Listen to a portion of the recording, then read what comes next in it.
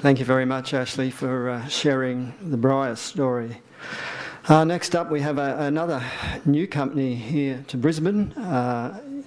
It's an Australian-based company, as it's not unusual. Its focus is on copper, gold, silver, other base metals. And I think the good news is we've got 4 big projects here in Queensland, of which one is, I think, the Herberton Silver Project. So here to expand on that and tell us more about Iltani Resources is Managing Director Donald Garn. Thank you. Hey, how's it going? Thank you for having me here today. So Iltani, you probably never heard of us before because we are a private company. We're currently at the pre-IPO stage, and we're looking to IPO in April and May. So the usual disclaimer, building a platform for growth. I used to run Red River Resources. I resigned from Red River start of 2021 to build Iltani. So start of 2021, we applied for the Northern Base Metal Project, the Rootwood Project, the Southern Gold Project. We looked to IPO in 2022. The market's tanked in 2022, so we pulled the IPO. Since then, we've bought the Herberton project. We bought that from the administrators of Red River Resources. I put that into RVR. We bought it back from RVR. Plus, we've applied for some ground in the Mount Reeds in Tassie. So, board of management, Anthony Riley is the non-exec chairman. Anthony used to run VentureX. He's now running Felix Gold. We've got a gold project, really exciting gold project in Alaska. I'm the MD. I built with my partner at the back, Paul Hart, Red River. We took it from a shell worth 700 grand to a company worth 200 million. Justin is our netting company secretary, and we've got Bruce Gemmell as technical advisor. Bruce knows more about ore geology than anyone else in Australia. VMHS, epithermal, porphyry, he is the man. So we believe we've built an exceptional portfolio of advanced Australian exploration projects.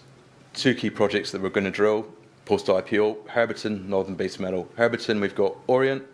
We believe Orient is Australia's most exciting silver and critical minerals exploration project. We've got Isabel Extended. Orient and Isabel are Australia's highest grade indium deposits. Isabel Extended, really high grade, massive copper-rich, massive sulfide target. Antimony Reward, antimony vein system. Mount Mist, polymetallic base metal target, Fruithurst copper vein system, plus we've got this great application we lodged in the Mountain Reeds, and we're doing project generation at Rootwood and Southern Gold. So Herberton, Silver and Critical Raw Materials Project. Herberton is 100k in land from Cairns, up in the Atherton Tablelands. So it's an area of intense historic mining activity. And about 100k to the south of us is the Mount Garnet processing plant, which is in care and maintenance. So we have got Orient, Isabel, Antimony Rod, Eccles Creek. We'll kick off with Orient. Orient is a large-scale, drill-ready silver, indium, antimony system with copper, with zinc, with lead. The vein system is probably at least 5 kilometres long, 750 metres wide. We know there's 10, 15, 20 vein systems there. Literally hundreds of historical workings all over it. Orient West, last mined in 1924. There's a small non-JORC resource there of 230,000 tonne at 3% lead, 5% zinc, 180 grams silver, 190 grams indium at Orient West. Orient East, a couple of drill holes at Orient East, and Orient East is a fantastic, fantastic target. So when I was at RVR, we did IP and drone mag over the whole area.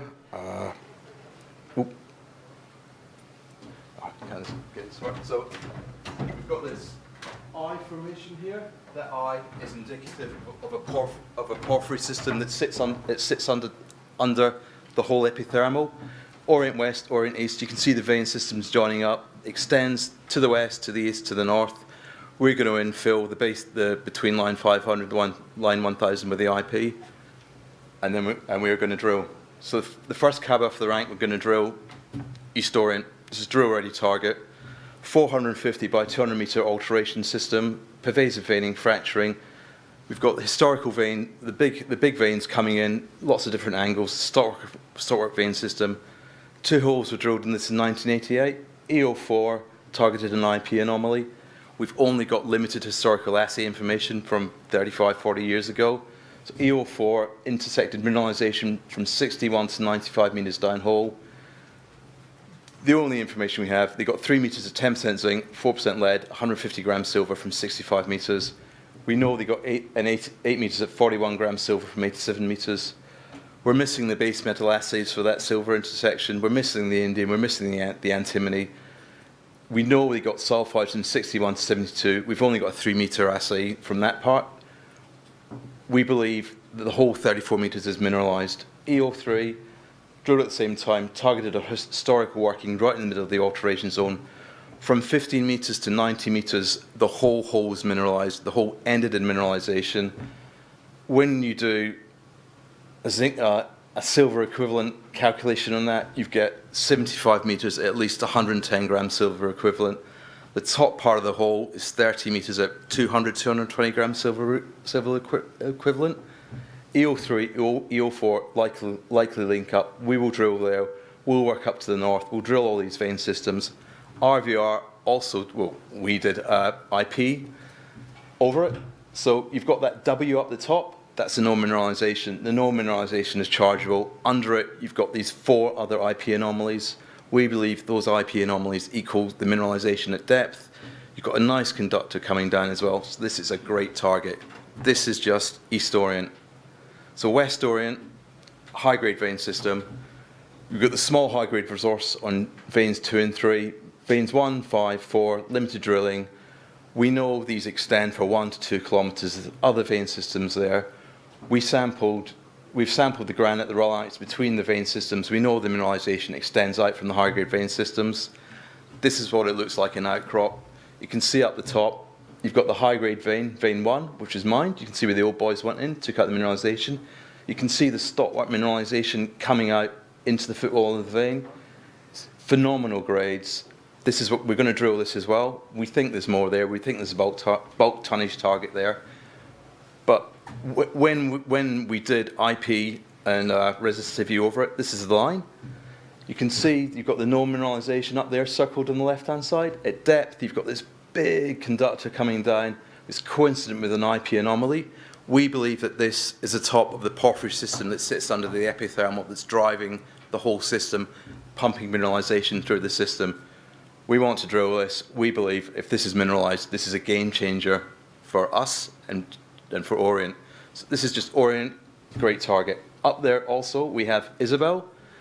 Isabel is Australia's highest grade indium deposit, small high grade non-JORC resource there. It's about 90,000 tonnes, 25% zinc equivalent, last drilled in the 1970s, open in multiple directions. We believe we can get that up to maybe 100, 200, 300,000 tonne. With the Mount Garnet mill down the road, we can put this through the Mount Garnet mill, monetize that. 500 metres from Isabel, we have Isabel extended, high-grade massive sulfide target. Mied-1 was drilled. Mied-1 was drilled in the 80s through the centre of this micellar mass anomaly. They got 1.5 metres of 3% copper, 177 metres, followed by another 7 metres of 3.3% copper from 182 metres downhole. That has never been followed up. Plus, we also have antimony reward up there. Antimony reward is a high-grade antimony vein system, last drilled in 1988. Unfortunately, no gold in the vein system. However, we've got really good antimony grades, good continuity at depth, good continuity to strike. We'll drill that as well. If we can get a small high-grade resource there, antimony, stibnite, sulfide is floatable, put that through Mount Garnet, monetize that. This is just the Herberton project. So we bought this project for $360,000 off the administrators of RVR. As soon as the RVR went into administration, we went in, we wanted this, we bought it, we got out. We know it's good because we put it into RVR in the first place. So Herberton gives us this unique criticals mineral exposure when we list on the ASX. We have the highest grade known indium deposits in Australia, plus we have the antimony at Orient and also antimony reward. On top of that, up in that neck of the woods, we've got the Northern Base Metal Project. We applied for this back in 2021. So CRA discovered both Mount Mist and Fruehurst in 1994, 1995. Mount Mist, 2 lenses of massive sulfide, polymetallic, high grade. CRA did some drilling. They said, not Rio Tinto scale. They walked away. Capstone, a Canadian company, came in 2010, did some more work. We've got all of Capstone's data. Capstone planned to do a second stage drilling program to extend these lenses at depth. and look for repetitions along strike. They never drilled that. They were taken over in Canada. Then they dropped this project. So that's drill ready for us. Fruhurst, quartz sulfide copper vein system, last drilled in 1995. Rio put 9 RC holes in it. That's the best result they got. 3 meters at 6% copper. That's never been followed up. Whilst we were buying the Herberton project from the RVR administrators, we also applied for some ground in the Mount Reeds. The Mount Reeds, if you know about VHMS or VMS, the Mount Reeds are the highest grade, have the highest grade VMS deposits in Australia. World-class belt. You've got Mount Lyell, you've got Rosebery, you've got Hellyer. Fantastic place to do business. Rosebery is an operational mine. New Century have got an option over Mount Lyell. Hellyer, they're currently retreating the tailings at Hellyer. What we do as part of the business development activities, we've got areas of Australia that we really like, really prospective. So every now and again, we go to the websites of the various state geological surveys, the state governments. We look at who's got the ground, what's available, and what's been dropped. When we went to this block of ground, AL33 2022 was available. So that's 10k from Rosebery, 10k from Hellyer. So Rosebery, world-class deposit. Hellyer, world-class deposit. The rocks that host the mineralisation at Rosebery and Hellyer trend through our application area.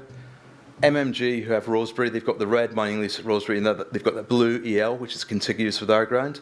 MMG have just announced they're spending $26 million drilling their leases this year. We have the extension to their ground in our lease. We've got multiple targets in our lease. So we are going to do target generation activity in our lease, and also if MMG want to joint venture into our lease, we might let them. So our near-term driver, focus on drilling, focus on news flow. So we're planning to list April, May this year. We're going to drill Orient East. We're going to drill Orient West.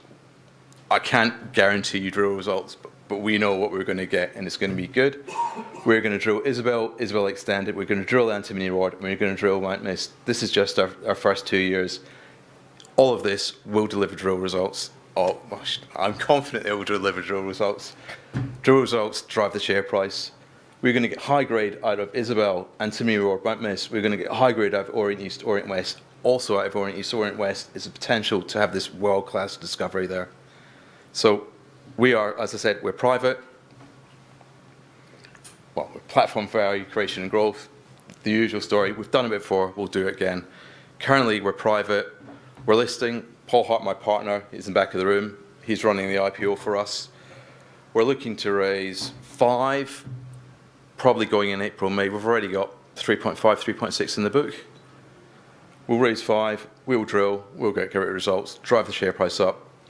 When we took over Red River, we delivered for the early stage investors who came in the same time as us, we delivered a 40 times return on their investment. And we hope we can do this again at Iltani.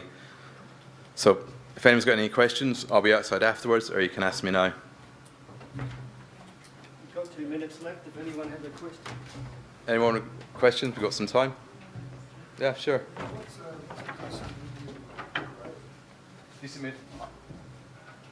Look, we've got Isabel, 370 grams per ton indium.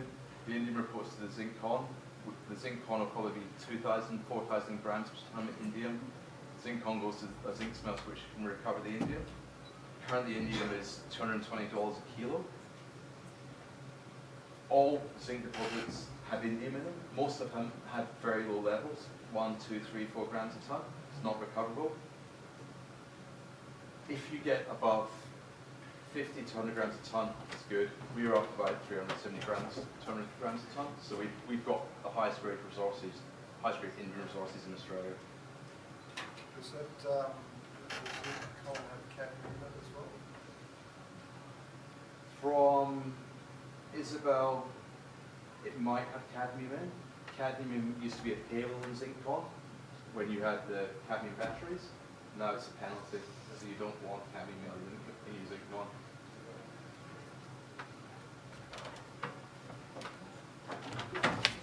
Anything else? Thank you for your time. Thank you, Donald. Thanks. Thanks, Donald.